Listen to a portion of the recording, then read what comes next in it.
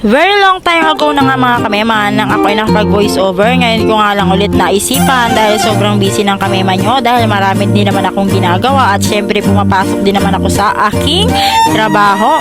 Nag-aayos na nga ako ng aking mukha dahil ngayong araw ngayon na ito ay naghahanda na nga ako at ako ay uuwi ng Pilipinas. Tama nga mga kamema, ako ay uuwi ng Pilipinas dahil may biglaan akong dapat asikasuhin. Kaya nga ngayon naman ay inaayos ko na at tinatry ko naman pagandahin pa ang aking mukha kung may gaganda pa. By the way nga mga kamema, ito po yung aking damit.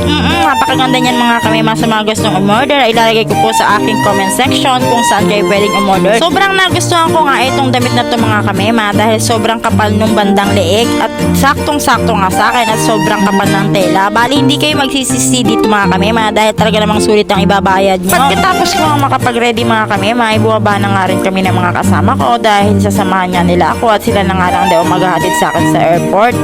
Kesa nga naman magpahatid pa ako sa dormitory ay sayang din naman ang ibabayad ko. At sa mga curious nga ako nakamagkano nga ba ako sa ticket pauwi ng Pilipinas ay 8,700 nga mga kamema. Alam ko na marami ang tataas ang mga kilay sa inyo at tatanungin kung bakit nga ba napakamahal ng ticket ko.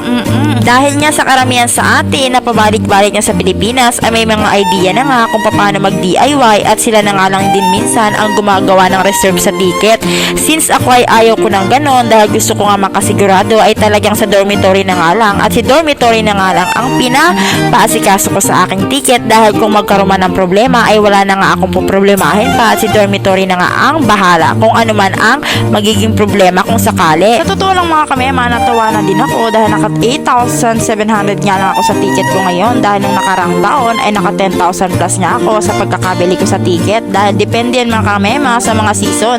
Since tag-ulan ngayon kaya medyo mura ang nabili kong ticket. Sa totoo lang mga kamema, bukas pa nga yung flight ko.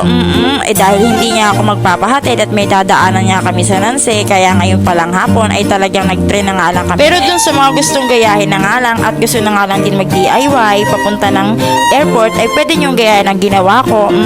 Simula dito sa Sinshui Station ay bababa kayo ng Kyoto Station mga kamema. Hindi ko alam kung tama ba pagkakabigkas ko ng Kyoto since may mga perfect dito na mga manonood ko ay pakikorek na nga lang ho ako.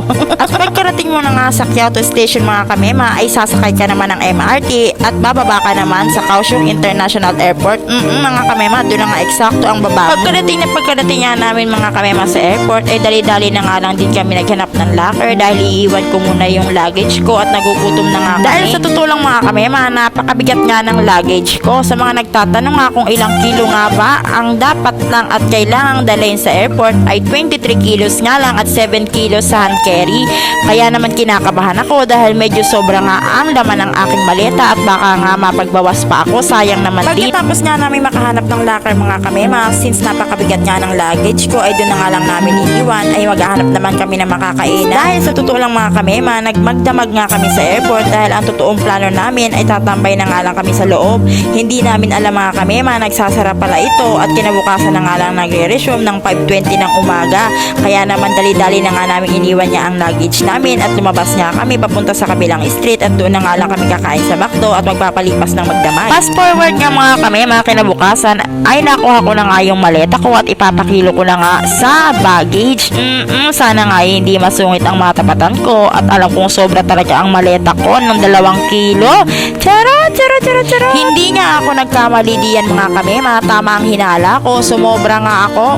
Buti na nga lang mabait niya ang natapatan ko at may kwansi nga raw na sobra nga ang aking kilo. Pagkatapos ko ang maipakilo yan mga kamema ay sinabi niya nga sa akin na abangan ko na nga lang daw nadadaan sa camera. Baka daw kasi maiwanan ng eroplano.